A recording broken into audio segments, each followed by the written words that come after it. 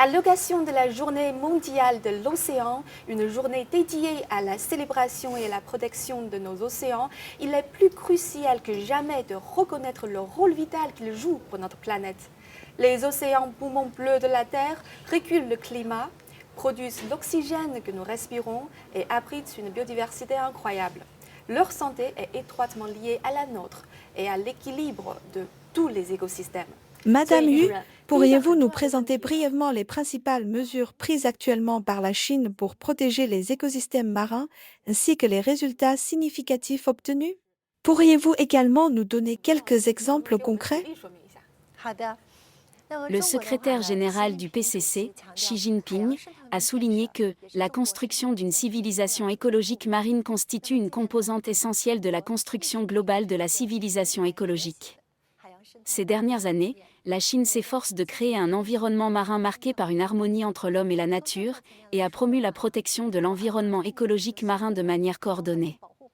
Sur le plan politique, la Chine a révisé à la fin de l'année 2023 la loi sur la protection de l'environnement marin, avec pour point fort le renforcement de la protection de la biodiversité marine.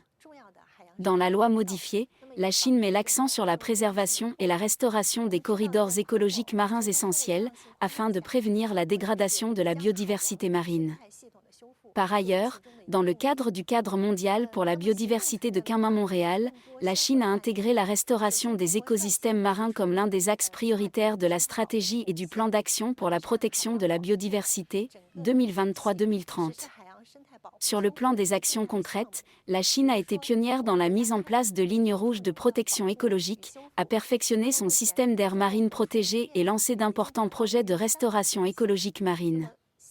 Par exemple, la Chine a entrepris des efforts notables pour la protection et la restauration des mangroves. Aujourd'hui, la superficie des mangroves en Chine atteint environ 30 000 hectares, soit une augmentation d'environ 10 000 hectares depuis le début du siècle. La Chine est ainsi l'un des rares pays au monde à avoir connu une croissance nette de ses mangroves. Dans la ville de Huizhou, dans la province du Guangdong, des projets ambitieux de restauration ont été exécutés. Ceux-ci ont non seulement amélioré l'environnement local, mais ont également intégré la restauration écologique des mangroves, la protection de la biodiversité, le tourisme écologique et l'éducation à la culture des zones humides, transformant ces forêts de mangroves en véritables forêts d'or.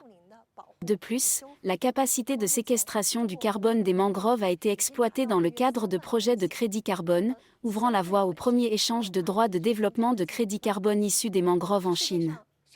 Ce projet détient actuellement le record national en volume et en valeur pour ce type de transaction. C'est un exemple concret de la transformation du capital écologique en capital économique, des montagnes vertes et des eaux limpides devenant des montagnes d'or et d'argent.